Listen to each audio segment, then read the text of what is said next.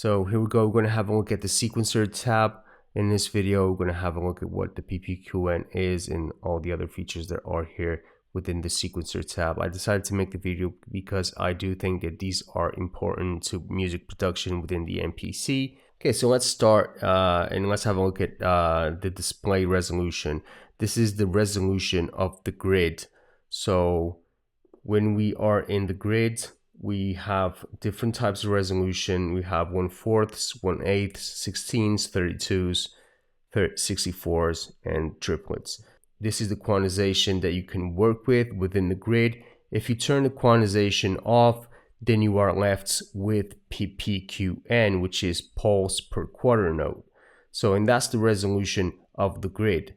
You're going to have a higher resolution of 960, or you're going to have a resolution of 96. So this used to be, or it still is, the resolution in the older MPCs and other machines, and that's the resolution when you have the quantization turned off and you record some notes. Those notes still need to be placed accordingly to the resolution of the grid.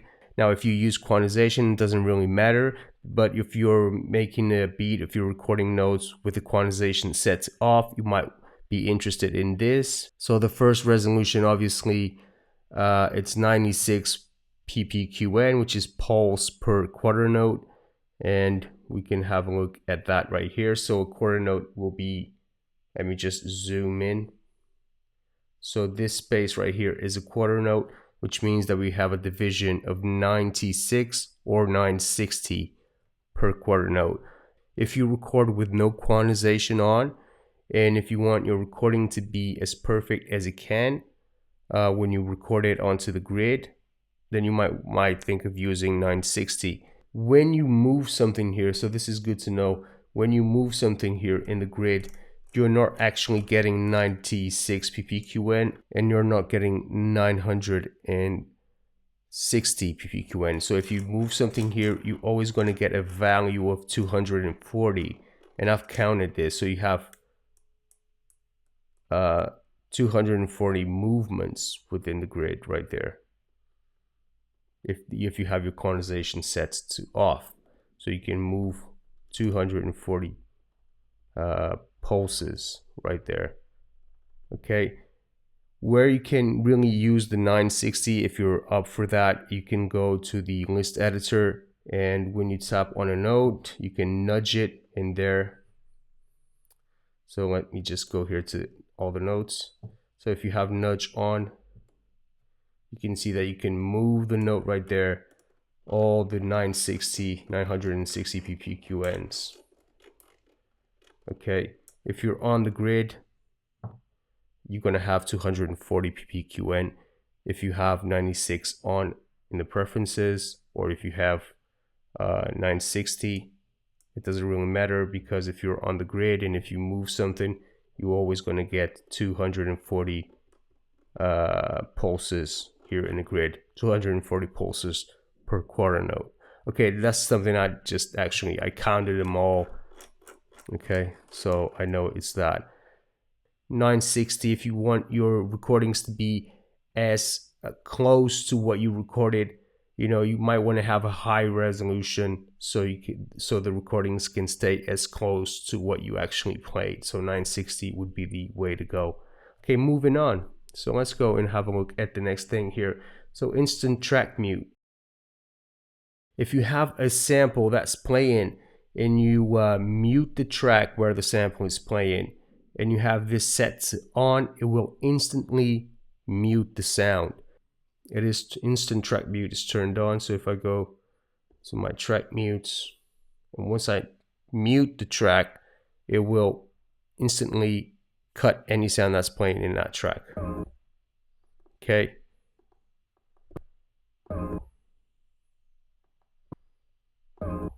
Right, it instantly mutes any sound that plays in that track. If we go here to the instant track mute again, if we turn it off, let's do the same thing, instant track mute. You'll notice that it will let the sound play till it finishes. Right, and then it cuts any MIDI trigger, any sound that is going to play afterwards, but it lets the last sound that was triggered, it lets that sound play till the end. right? So that's the difference. Instant track mute mutes the sound straight away once you mute the track. If it's turned off, it will leave the last sound that was triggered play all the way. That's it. Let's get back here. So that's instant track mute. Play track mutes in solo events, record the track mutes in solo events. These two are related.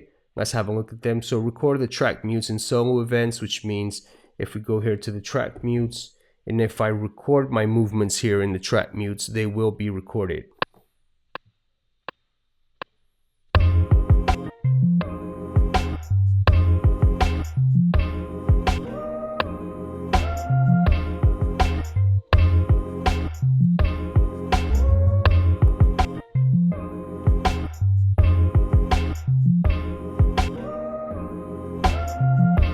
Okay, so that's what that does. If you go here to the preferences, if that was turned, you could not record any track mutes or solo events. Now you have the play track mutes and solo events, so it relates to this one. Okay, I can turn that off, and if I go back to the track mutes, you'll see that it will not play any of the recorded track mute that I did.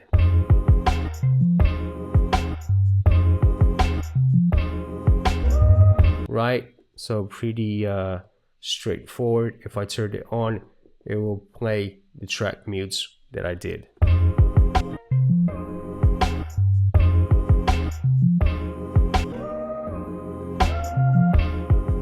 All right, that's it.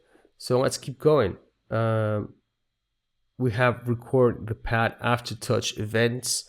So what it does, after touch, if you tap a pad and you keep on pressing it, that's the after touch, and these movements can be recorded in the sequencer as well. So it's basically the same thing. You can record the after touch events or not record the after touch. Very simple, that one. So place the events recorded during the count in. Okay, so when you have your tick, let's go here to a different sequence. So while you have the count in, those four clicks, or it depends how many you have, you can choose the amount of ticks that you want.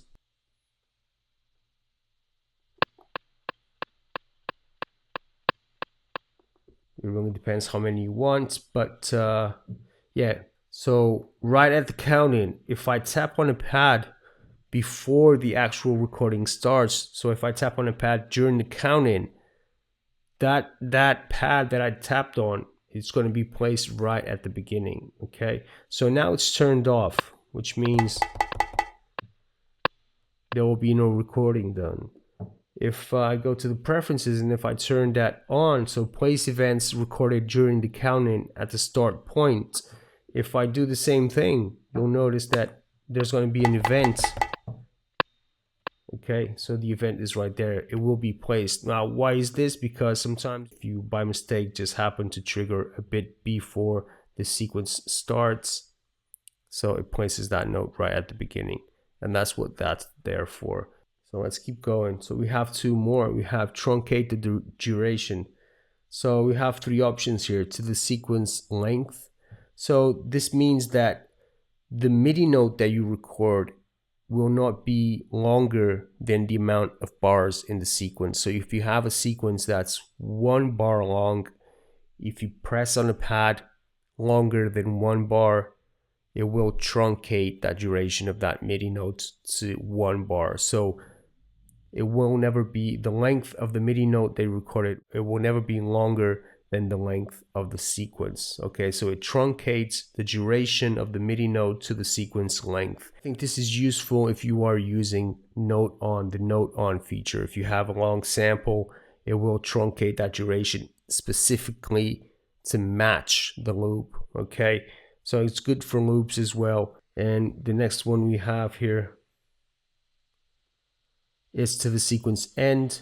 So the concept here is to actually, if I tap on a note, start recording the note here, it will truncate the note to the sequence end, right? Even if I press longer, if I keep pressing on the pad, it will always truncate that MIDI note to the length of the sequence. So remember, these options here are for the MIDI notes, not for the actual sound, unless the sound is set to note on, okay, and not one shot. Okay, let's keep going, and I'll show you this as well.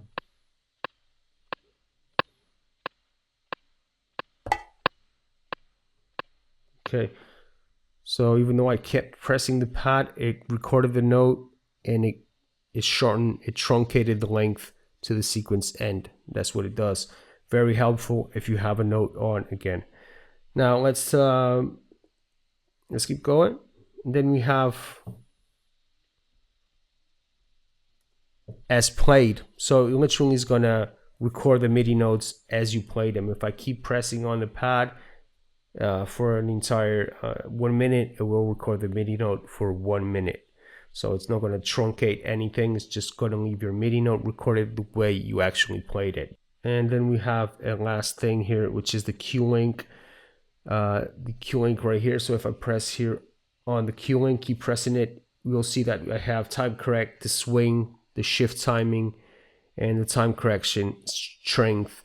This is for the swing, okay? And it tells us right there, the Q link control applies to the time quantization on release. So it means if I grab the Q link and I release it, all the MIDI notes are going to shift if this is turned on. If it's turned off, I can just move this. It doesn't really matter. I can move this and the notes won't shift. But if this is turned on and if I move that Q link, it will shift the notes accordingly to the number that it's there. It's written right there. Okay, let me show you that. So it's turned off right now. If I go to the grid, let me go here to a sequence that has drums inside. Let me go to the grid. Let me zoom out. Okay, so let me just have a look here in the preferences. So this is turned off. Okay, so let's go to the grid, and if I move this, you'll see that nothing happens. Okay, so now if I turn the Q link here on, it means that when I touch on the Q links here that are assigned to the swing, so the actual MIDI notes are going to be affected by the swing that I apply in the Q links. And you can see that if I go here to the grid, you'll see that now when I touch the Q link, the notes are going to shift. Okay, you can see the notes shift right there. Let me zoom in.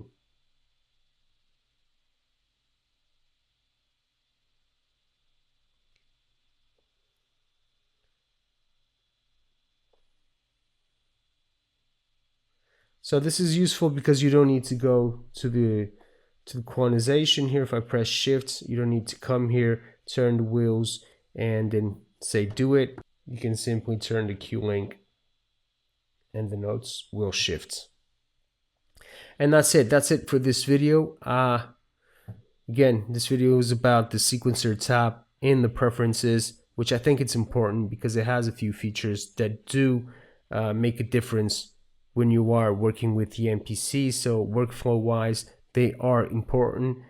Thank you for watching, guys. If you have any questions, go ahead and leave them in the comment section below. Thank you for watching my videos. Thank you for supporting the channel, and I'll see you on the next one. Okay, thank you.